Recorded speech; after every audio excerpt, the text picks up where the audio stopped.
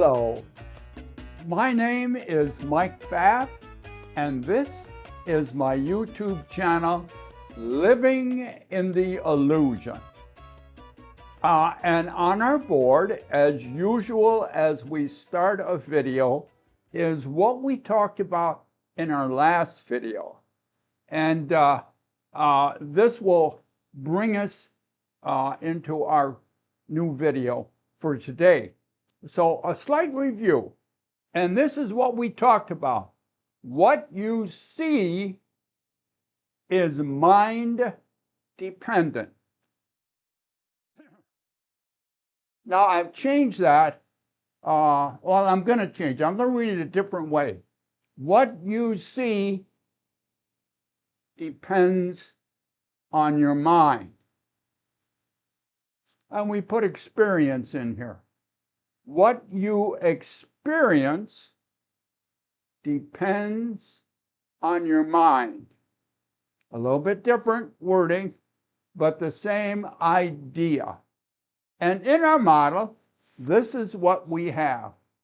And today we're having a new kind of tea. This is roasted coconut and almond bark in a black tea. And the jury's still out on it, but I can taste the coconut. So here's what we have. Real quickly, this represents the infinite field of everything chaotic and meaningless information that's out here in the world. Then we have your senses, which bring in the information. I divided this into two to show the difference. This is you, top one. This is me, bottom one. Now, also made it very clear, I hope, in the video, which I'll reference, the last video, there's no lips. There's no lips on the senses. The senses tell you nothing. Period. That's it. But in the egoic world, you believe. Oh, your senses tell you stuff. This is what this is supposed to point out to you and bring you to a new understanding. So you bring in information from your senses, and the senses tell you nothing. You filter that information through your lens of perception. And if you have information from here through your senses that do not meet your belief system, or you have no reference to the information, it's filtered out. And that's what this represents. On the other side of the filter, you have meaningful data for you, as I do for me. So this meaningful data is quantum information, is quantum data. Look closely now. This data in a quantum form is out here in the infinite field of everything. It's not what the senses take in. It's part of what the senses take in. And this up here is unique to you. And this information here is unique to me. And from that, we create our world. This information meets our lens of perception and our belief system, which is part of this. Okay? These two worlds, now I got to say it another way. This is the only world there is. It's the only world you know. It's the only world that exists.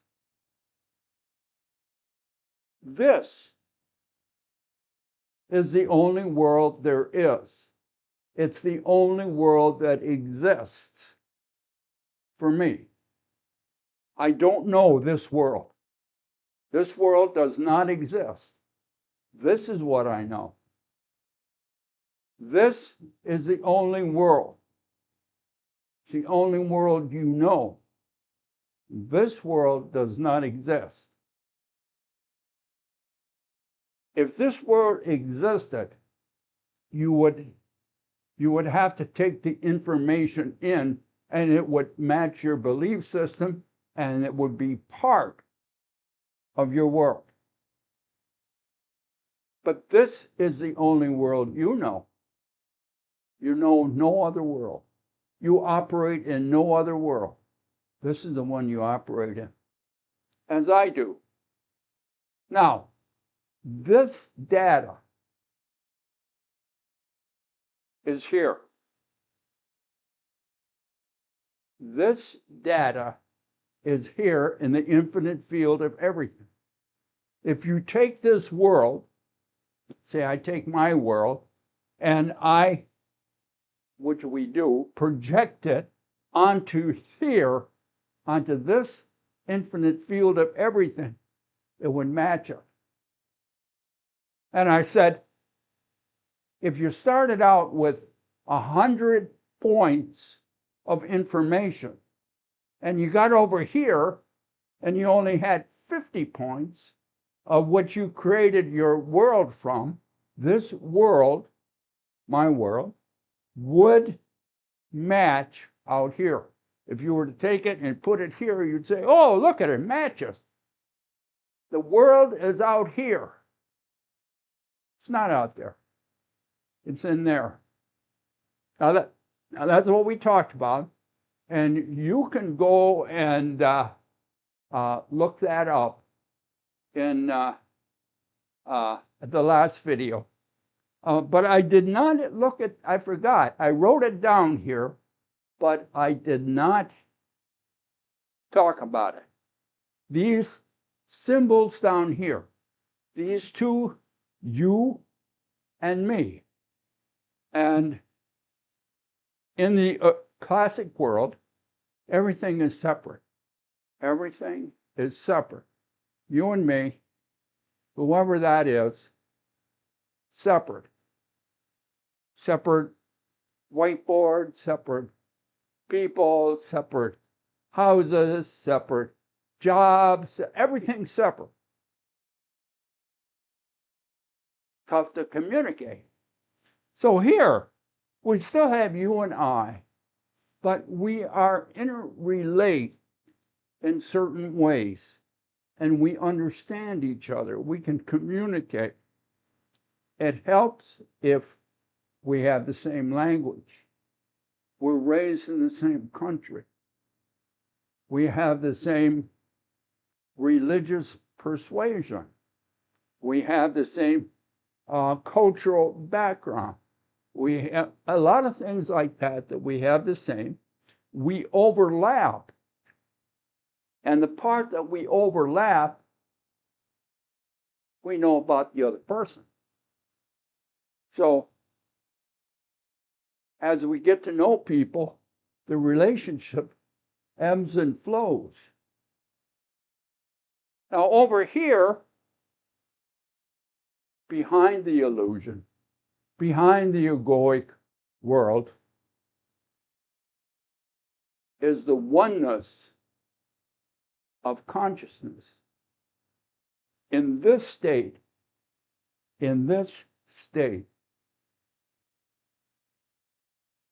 there's only one. There's only oneness. There's only consciousness. So, that's what we talked about last time, and now, on to a new adventure. Now, and this is our subject for today. And this is what it is. The body is a tool of the mind. The body is a tool of the mind. And we have a lot on the board, so I'll explain it a little bit before we get going to help in the understanding of our model for today. We're going to start right in the center, and this is one system. It's an entangled system. And this is mind and body. Mind and body are one system. Now, the mind is attached to the quantum state. The body is attached to classic state. Classic physics, quantum physics. And they're entangled. The body-mind connection is the dividing point between classical and quantum, which means they're both at this point.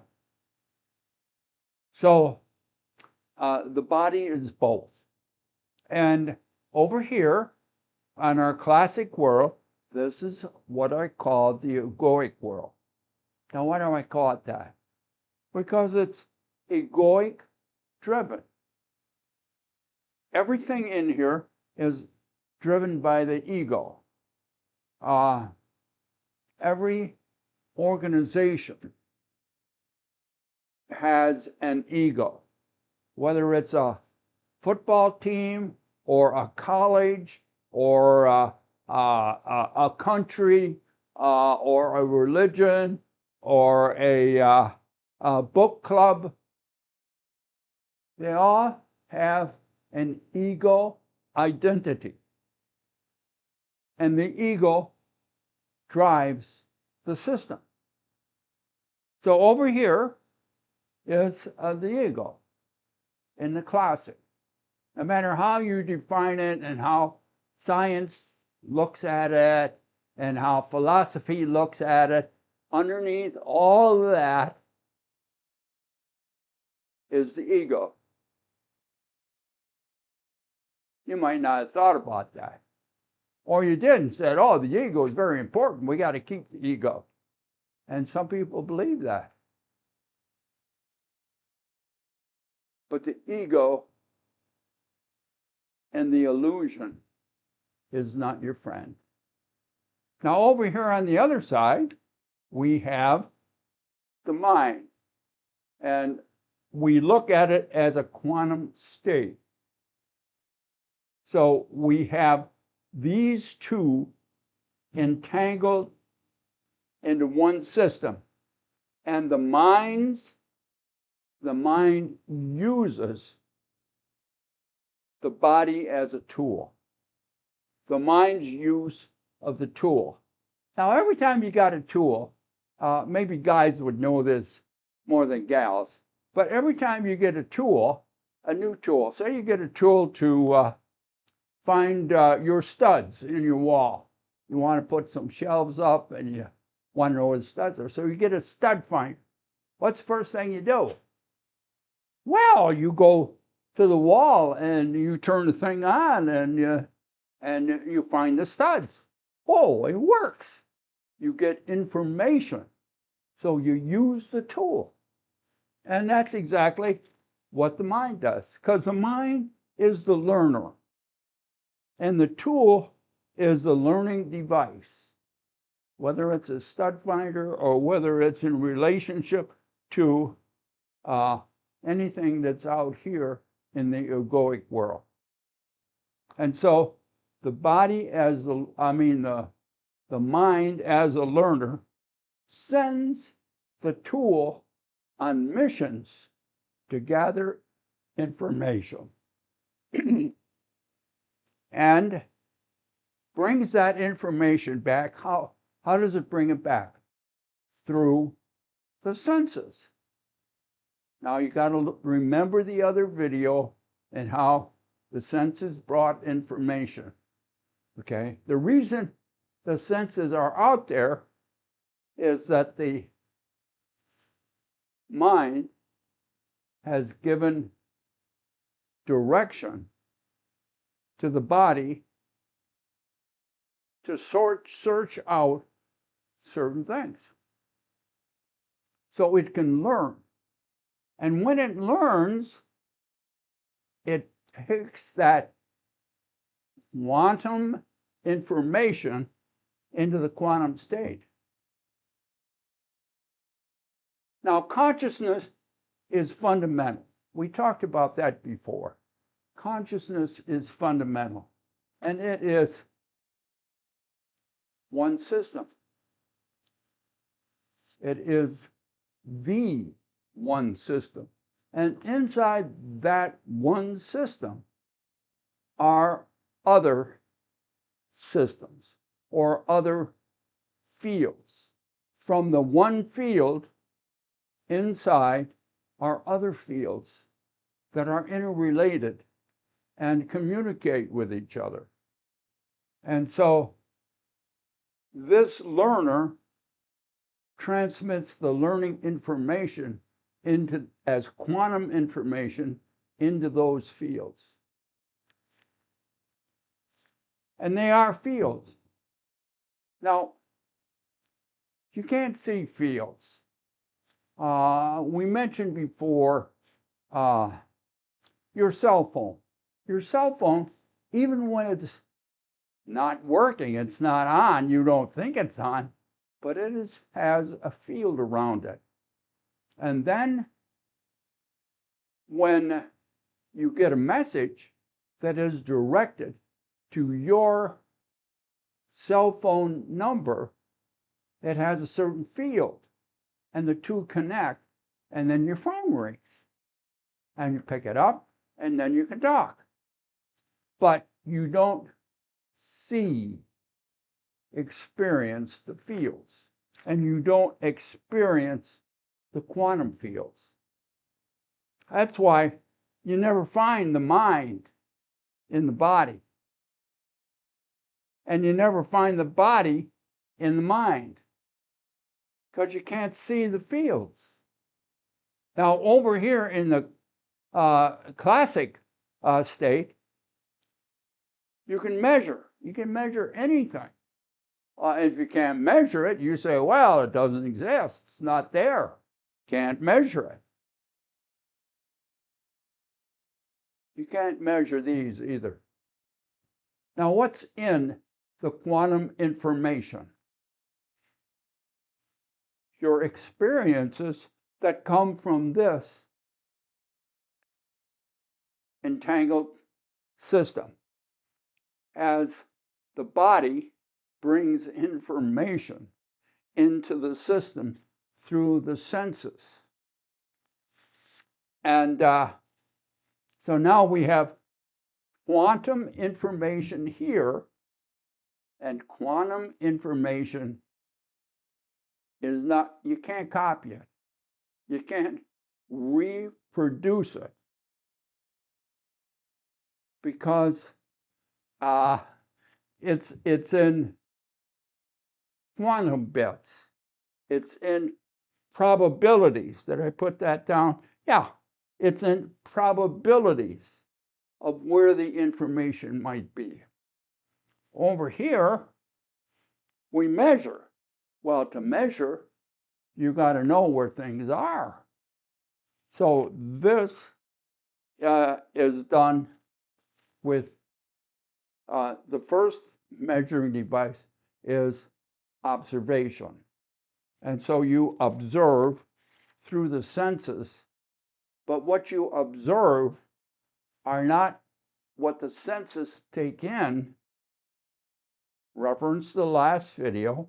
It is what was said over here, the high-graded information. And from the high-graded information, you create your world. So the experience is in probabilities, and they can't be measured. You don't know where they're at. They're in qubits of information, and a qubit is infinite. and where the information may be. But when you're doing a measurement over here, and you can measure anything that's over here, when you're measuring, whatever the device is, when you measure the quantum information, you'll only get one bit of information.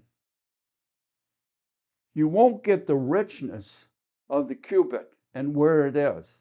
You will get one information from your measuring instrument. So you're not getting all of this information. Now, what's in this information? Your experience, your personal experience, your quality of life, what gives your life meaning, what gives your life purpose. That's all in here. Over here is measurement, up and down, in and out, top and bottom, weight,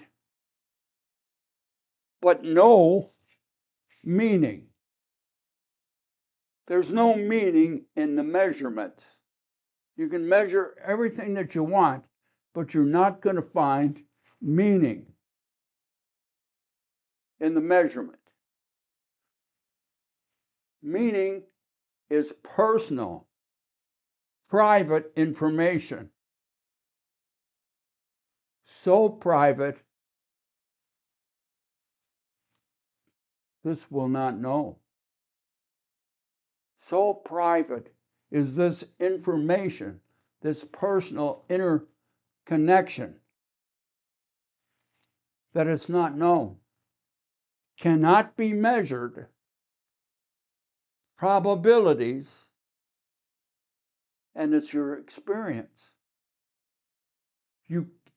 So to turn this information into something you can recognize, in other words, you have to translate it into symbols and words that you can communicate here with other people. Stuff. That's why we got language over here in the egoic world, so we can communicate as I'm trying to do now with this very unusual topic. But you're not going to get it all, because this is private. And I think I have a video, and I'll reference it up here, on the private experience that you have. Nobody knows your experience, no matter how you use words or the complexity of words to express your experience.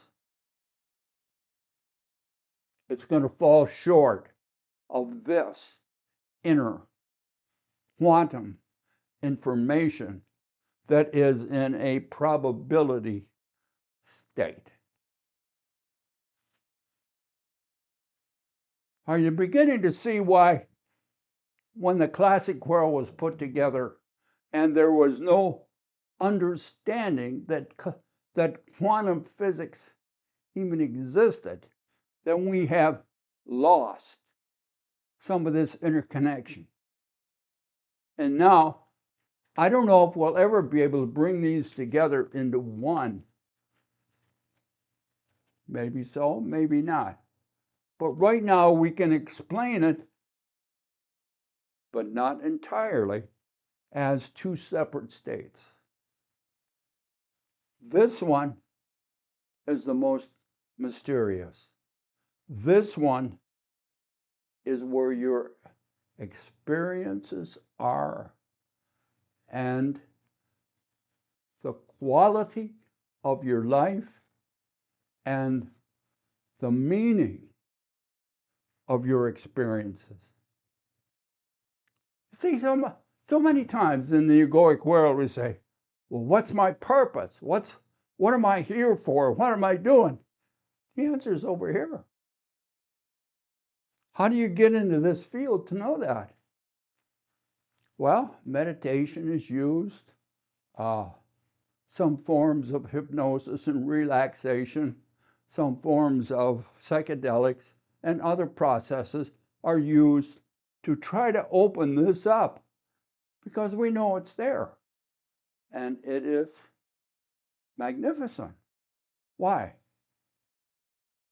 It's attached to consciousness. It's a coming together of consciousness. And so that is where we're at right now. Now, I want to point out, I've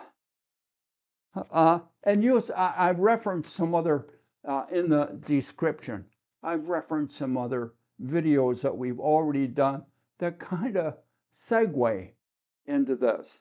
Not exactly, but somewhat. So you might want to take a look at those. And let us look at A Course in Miracles and what it has to say about, I left some stuff out. And part of it is the recognition that this part of you, your mind, runs your life through the body. So if the body is, if you are struggling with some chronic condition, whatever it might be, some chronic pain,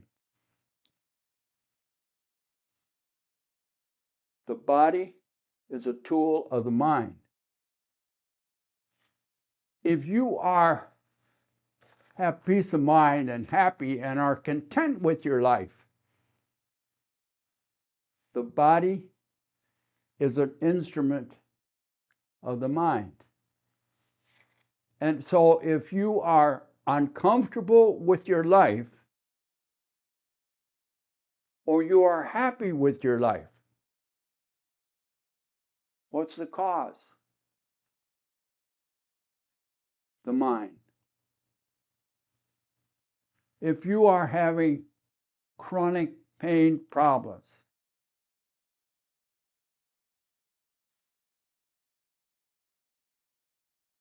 in the egoic world, we say, oh, we're having problems. We must look to the body and heal the body.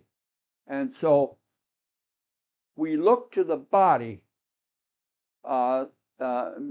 medically to make improvements. What is the body responding to?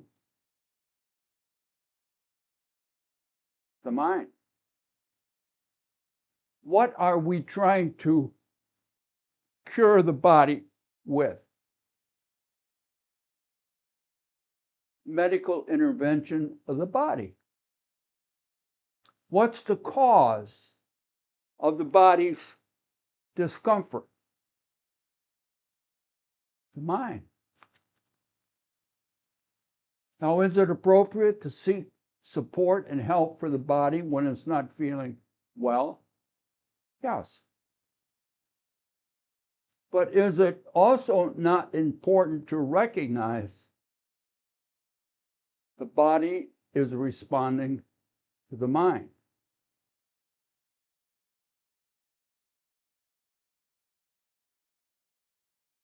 The body is a tool, an instrument, a learning device of the mind. With that understanding, let us look now at A Course in Miracles. At A Course in Miracles, there is a very small book in the course on psychotherapy. And this is where this information is taken from. And here's what it says.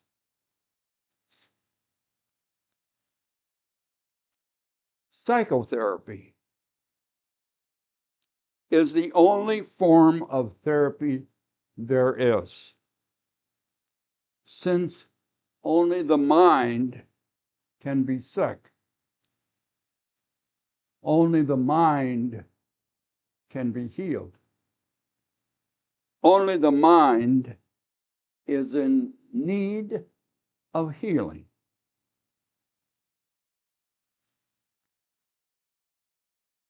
Now, this is a profound quote, and we will tend in the egoic world say that's craziness.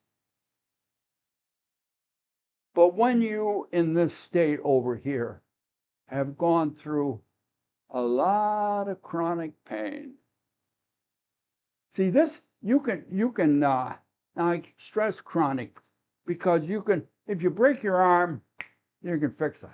You want a knee replaced, we can fix it. You want a heart valve, we can do a lot of stuff. Chronic pain is a little different. And most of the time, we end up just living with the chronic condition. So I'm suggesting, through A Course in Miracles and through this model, that mind is the learner and body is the learning device. And what happens to the body in the egoic world, to a great extent, is determined by the mind. Oh, wasn't that the last video too? Everything you see, everything you experience is mind dependent. Oh. And again, I'm just going to go over real quickly. You cannot, your experiences are private within quantum information. The quantum information is attached to consciousness. This process is an extension of consciousness in its desire to understand itself. This is quite a shift from what in the past we have shared. And this model of mind, body, entangled into one system will become more prevalent as we move forward. Oh, there's much to talk about here in the illusion. So be good to yourself. This is a step, a quantum leap. If you're familiar with quantum jumping, you may get some ideas on that. You can look up quantum jumping. It's an interesting process. But for right now, be good to yourself, and we look forward to seeing you next time, right here in the illusion. And if you have any questions, put them down below, and we'll give you some kind of an insight. Bye now.